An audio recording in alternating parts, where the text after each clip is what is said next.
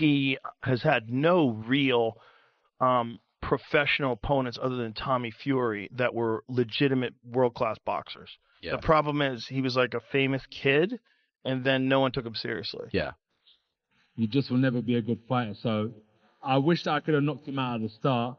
But as we saw, Me like sparring Yeah. when I watched it, which, look, I paid for it. They got me. I thought it was going to be a real fight. But me, I'm going to speak my mind. I'm just going to keep it 100, man. Jake Paul is fugazi. He's fake. That's how you feel.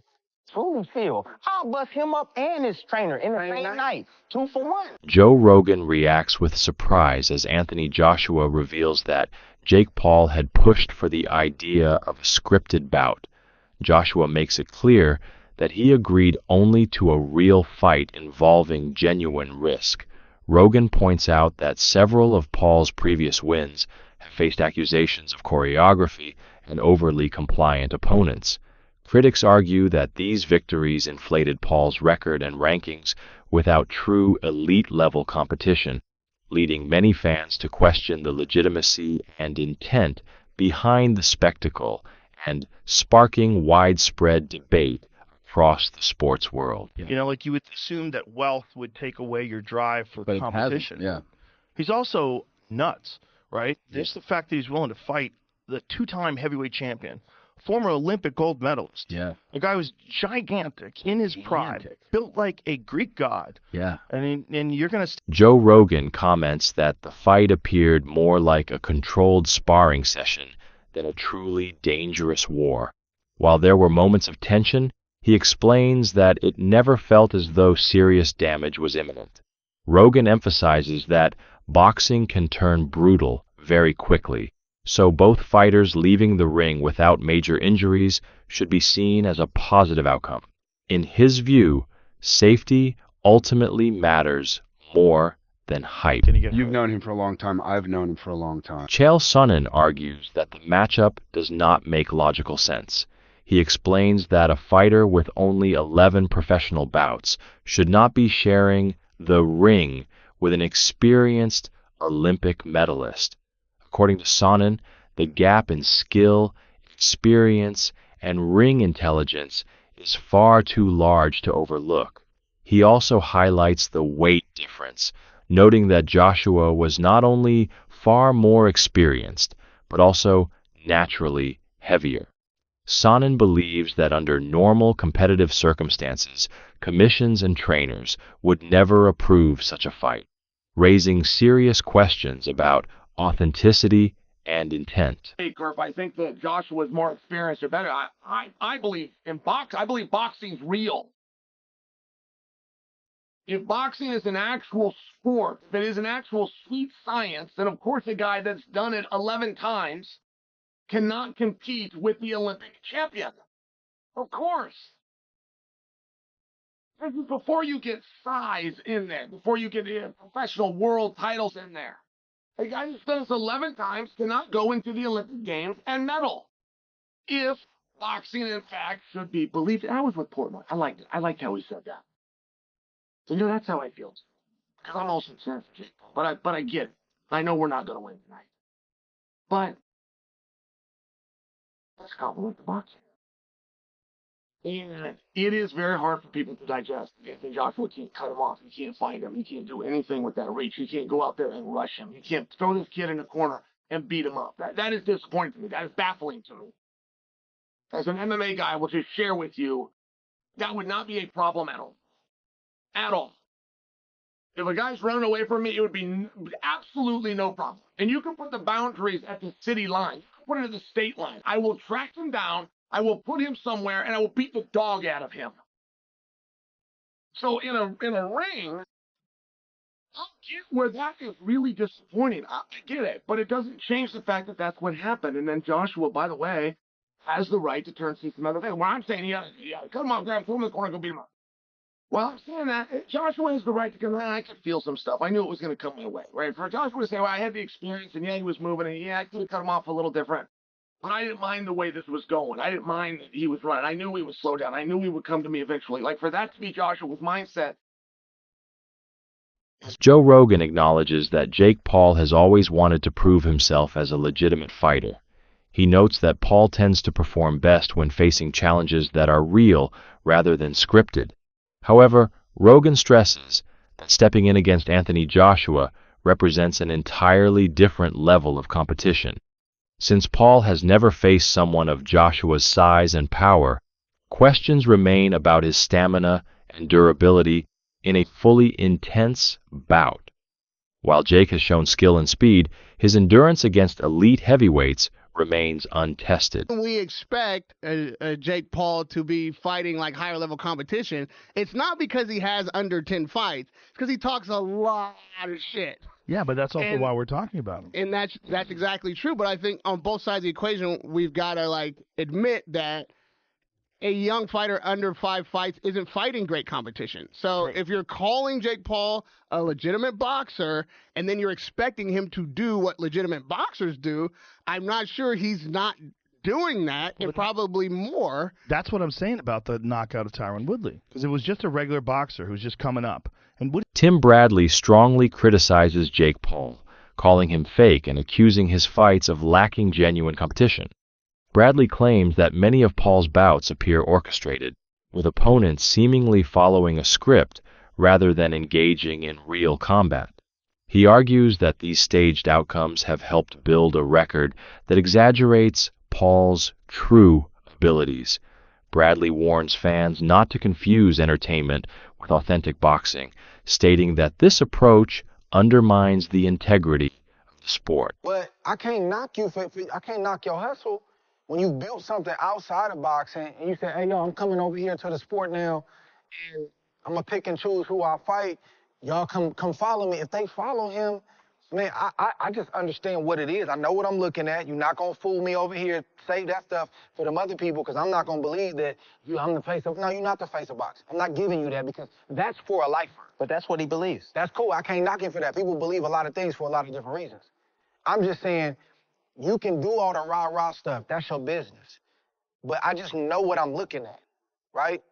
But on the monetary side and it being an event, the truth is that when he does fight, it does bring attention around the sport. People debate, argue, people want to see the fight. Is it legit? Is it him and Mike Tyson? No, it's an event. Daniel Cormier praises Jake Paul for the courage it took to step into the ring with Anthony Joshua. While joking that many would accept such a fight for the money involved, Cormier acknowledges the real danger of facing an elite heavyweight after previously fighting much lighter opponents. He highlights Paul's athleticism, movement, and strategy, noting how constant motion helped him avoid devastating shots. Cormier adds that such movement is exhausting, yet Paul managed to endure. In his view, the performance showed bravery, adaptability, and respect for both the sport and his opponent. What were your thoughts on that? I thought Jake Paul was a brave guy.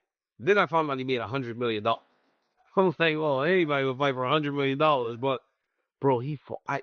I literally ran into Logan Paul in New York City, and I said to him, it was weird too, because I was going into a studio to interview Kamaru Usman for one of my shows. And Logan Paul was at the coffee shop. Like, DC. I was like, what's up, Logan? Because he does a tremendous job in WWE. Yeah, Logan Paul does. I don't watch WWE, but I know that. Dude, he might literally be the best professional wrestler in the world. Really? He's such an athlete, bro. He's unbelievable. But I stroking him right now. I swear to God, bro, it's unbelievable how good the kid is. Okay. From the moment he started doing it, he was really good. He can cut a promo, huh? Like, He got what kids say. Promo. He's got a promo, but he's also good in the ring. Okay. He's really athletic. I said to him, I go, what type of safeguards do you have in place to make sure he doesn't get his head knocked off against Anthony Joshua? He's gonna fight Gervonta Davis, who weighed in at 137 2 fights ago. So now you're gonna go fight Anthony Joshua, who weighs all of 250? He said, all right. He said he's gonna just fight him. I go, man, he's very bold.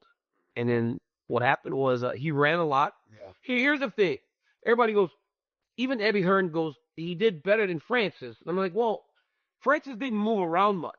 Francis thought he could actually fight him because of what he did to Tyson Fury, right? Tyson Fury might have overlooked him a little bit, and I think that's what happened. Like, he got caught with the right hand dropped. Anthony Joshua was like, I'm not taking any chances with this guy. So he fought him, and he took him serious. But Francis didn't move. Jake did a good job of moving around for a long time. But all that moving costs energy, right? I mean, I used to spar with Robert Guerrero here in Gilwood. Yep. And I would go in and spar with him. I'd tell people that I would spar with him for his first 4 rounds. He would do 12 rounds. Yep. He would use me as his warm-up rounds. Yep. And I was in fight shape. I wouldn't go and spar unless I was ready to fight. Like, I was 2 or 3 weeks out from my I was ready to fight. And by the 4th round, I was exhausted. And he would just make me miss. You know, if you miss more, it's the light work. It makes you more tired. Especially when you're throwing big punches like Jake was throwing. Yeah. And then wrestling. It's like shooting double legs and shit. Like, all you look like Dylan Dan or seconds. Bro, all that wrestling was crazy, dog. It's like, bro, have you ever in my life seen that much wrestling in a boxing match? It was Dylan, but it was Logan Paul all over again. Every time he would fall, you got to get up. Yeah. Every time you shoot, you got to get up. It makes you more especially more iron off you. It's a worse shot. I mean, and Anthony Joshua was sort of. Eddie Hearn reflects on the fight by explaining that the strategy was always clear: stay patient, control the pace, and gradually wear Jake Paul down before securing a decisive finish. He emphasizes that the plan was designed to limit unnecessary risks while maintaining dominance. According to Hearn, everything unfolded exactly as intended, showcasing Anthony Joshua's discipline and tactical maturity. Before the fight, I'm going to break him down, and then I'm going to knock him out. And that's exactly what he did. I didn't. I thought it'd be all over within 3 rounds. But, you know, when I got in the ring after, because I was shouting, you know, anywhere, I got in, he went, what are you rushing me for? And I was like, oh, sorry. So, but like, obviously he knows what he's doing, and actually now quite pleased that we got the rounds, to be honest. Yeah, absolutely. Really random, I was on Twitter and I saw Jake Paul's mom said she wants to get in the ring and punch you. She said she doesn't like the smug look on your face. She is promoting her book, so I'm not sure if she wants, you know.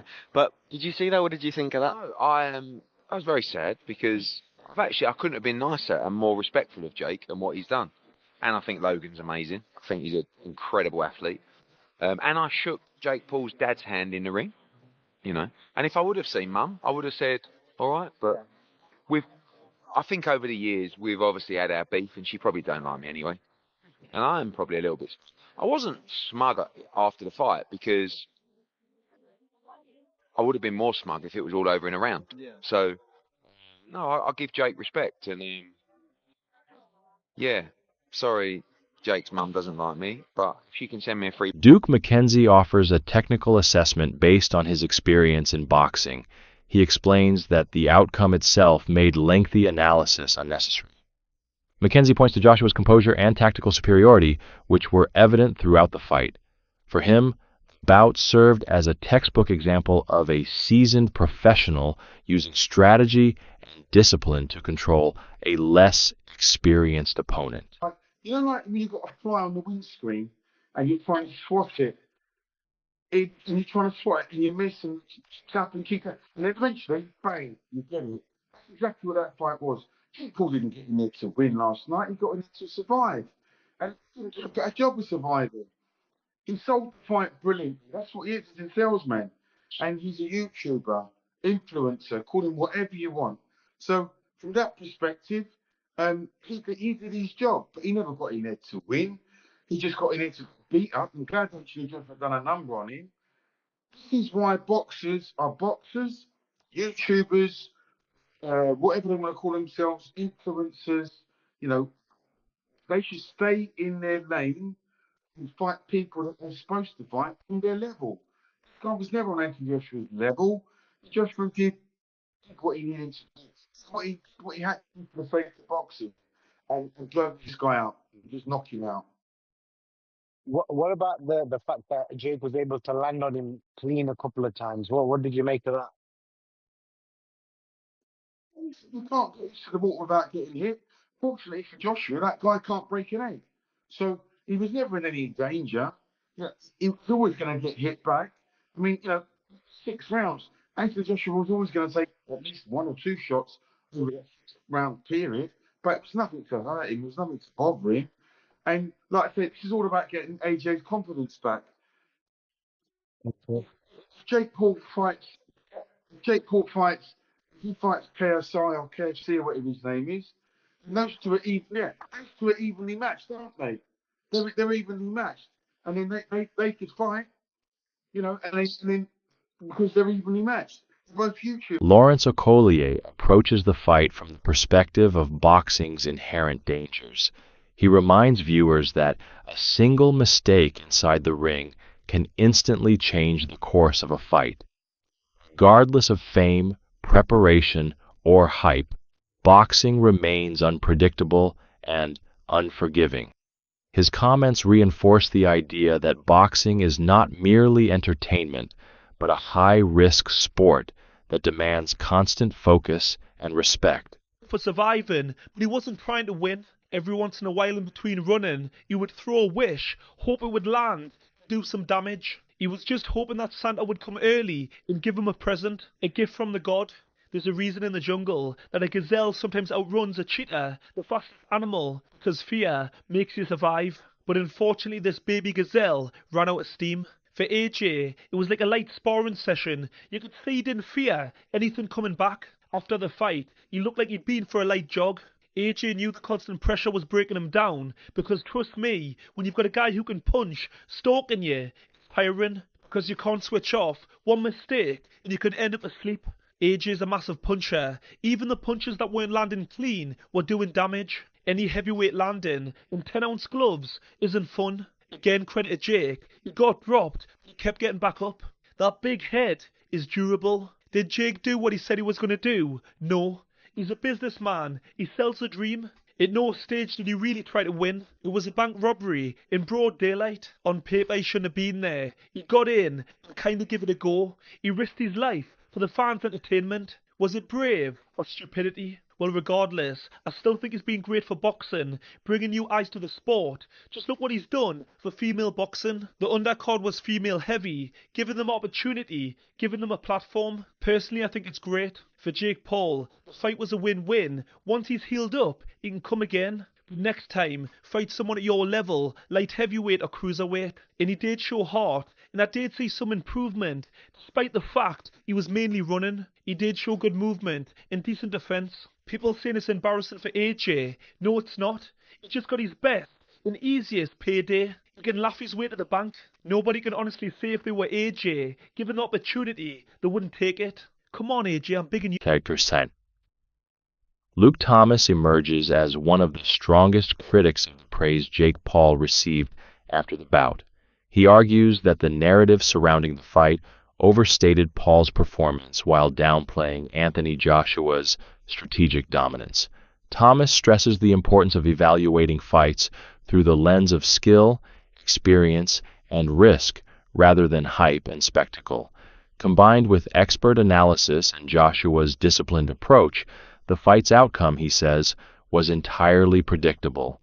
Kind of feeds into the story of him being perhaps a little bit better than we sometimes think, although I don't really co-sign on that. Let me make a point. The first point is, I think people are overreacting a little bit. A little bit. People were suggesting when I got on social media that this was like the biggest farce they ever seen in their life, and then this was, how could he fight like this, and this was a disaster, and Joshua should have got him out there earlier.